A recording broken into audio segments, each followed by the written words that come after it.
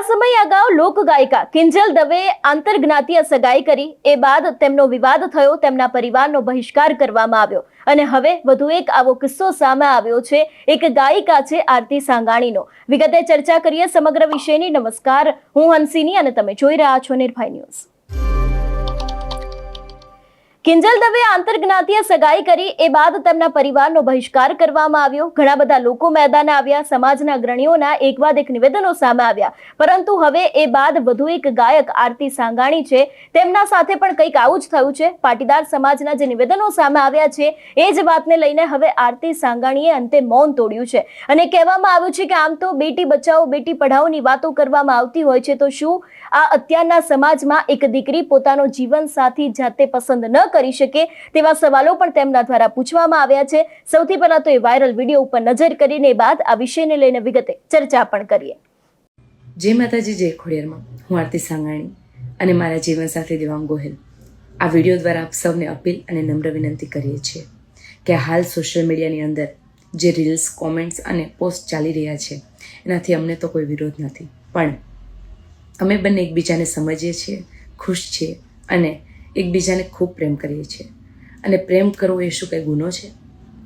આ પટેલ સમાજના અમુક અગ્રણીઓ, યુવા પેઢી ખાસ જણાવવાનું છે કે તમે જ્યાં બેટી બચાવો બેટી પઢાઓના નારા લગાવો છો ત્યાં જ પોતાની એક દીકરીને જીવનસાથી પસંદ કરવાનો કોઈ હક નથી.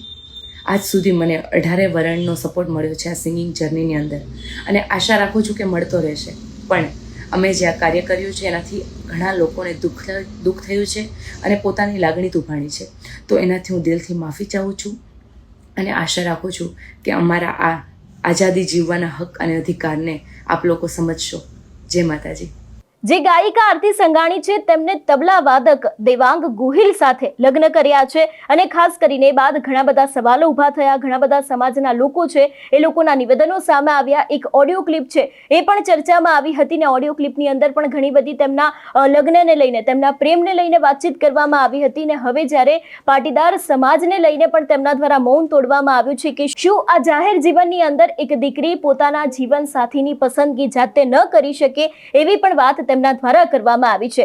લોકગાયિકા કિંજલ દવે છે, એમને પણ થોડા સમય અગાઉ જે આંતરજ્ઞાતીય સગાઈ કરી હતી એ બાદ તેમના પરિવારને લઈને લોકો દ્વારા ઘણા બધા સવાલો ઊભા કરવામાં આવ્યા હતા અને એ બાદ આપણે જોયું હતું કે સમગ્ર વિવાદ સામે આવ્યો હતો.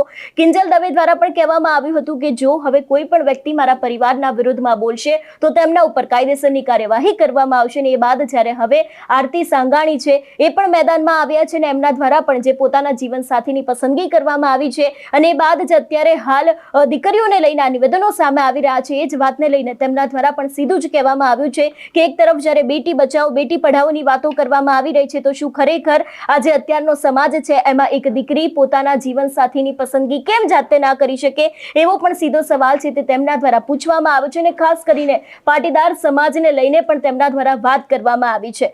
તમારું શું માનવું છે આ વિષયને લઈને અમને કમેન્ટ કરીને ચોક્કસ જણાવજો. તેની સાથે અમારી ચેનલ નિર્ભય ન્યૂઝને લાઇક, શેર અને સબસ્ક્રાઇબ કરવાનું ભૂલશો નહીં. નમસ્કાર.